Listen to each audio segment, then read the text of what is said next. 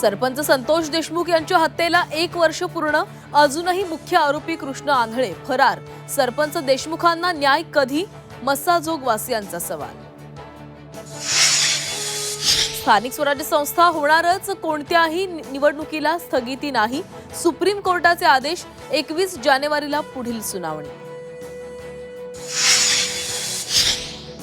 50% आरक्षणाची मर्यादा ओलांडलेल्या स्थानिक स्वराज्य संस्थांवर टांगती तलवार, निवडणुकांचा मार्ग मोकळा, मात्र अंतिम निकालावर भवितव्य अवलंबून। महायुतीवरून शिवसेना भाजपमध्ये वार पलटवार सुरूच, विचारधारा एकच, युती कायम राहणार, एकनाथ शिंदेंकडून स्पष्ट। तर 2 डिसेंबर पर्यंत थांबा, रवींद्र चव्हाण वक्तव्यावर ठाम।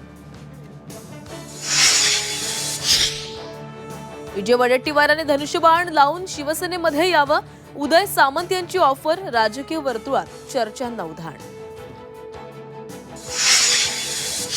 स्थानिक स्वराज्य संस्था निवडणुकीमध्ये सत्तेचा माज दिसतोय, उद्धव ठाकरेंचा सत्ताधारी महायुतीवर निशाणा, प्रचारामध्ये मोठ्या प्रमाणात पैशांचा पाऊस, ठाकरेंचा हल्लाबोल।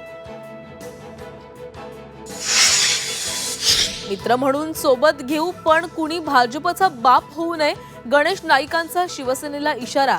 तर उगाच तोंडाच्या वाफा सोडू नका, श्रीकांत शिंदेंचंही नाईकांना जोरदार प्रत्युत्तर।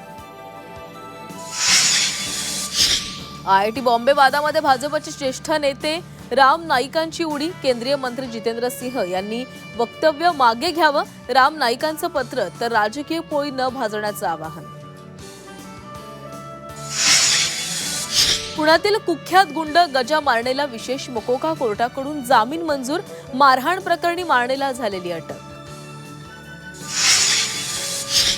कर्नाटकात मुख्यमंत्री सिद्धरामय्या आणि उपमुख्यमंत्री DK शिवकुमार यांच्यातील संघर्ष शिगेला, दोन्ही नेत्यांना दिल्लीला बोलावलं, राहुल गांधी मध्यस्थी करणार असल्याची माहिती।